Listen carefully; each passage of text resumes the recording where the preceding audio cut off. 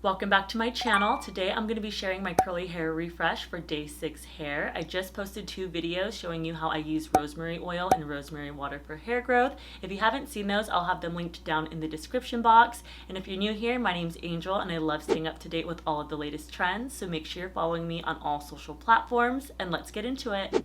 I'm on day 6 hair right now. I only wash my hair once a week and I sleep with it in a loose top knot. I always use a satin or silk scrunchie to help protect my hair from damage or breakage. I always sleep with my hair wrapped in a silk and satin bonnet the first and second day after washing my hair. This is how I slept with my hair last night, so I'm just gonna take it down.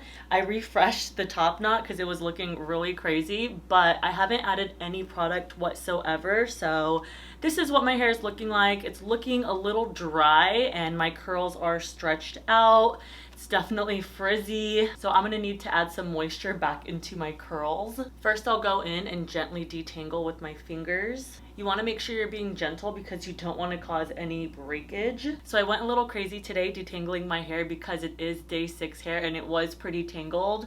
I don't always detangle my hair this much. As you can see, I have a lot of volume, but I'm gonna fix that. Next, I'm gonna apply my rosemary water to my scalp. I like doing this when I style my hair because I'm wetting it anyways. Next, I'm gonna dampen my hair with a spray bottle to revive my curls. Next, I'm gonna add some product to my hair, but I'm not gonna add too much because I already have some product in my hair from earlier in the week. I focus the product on my ends and then whatever's left over, I'll run through my roots. I'm gonna let my hair air dry and I'll be right back. Now that my hair is almost dry, I'm gonna add a little bit of coconut oil to my ends, just a tiny bit.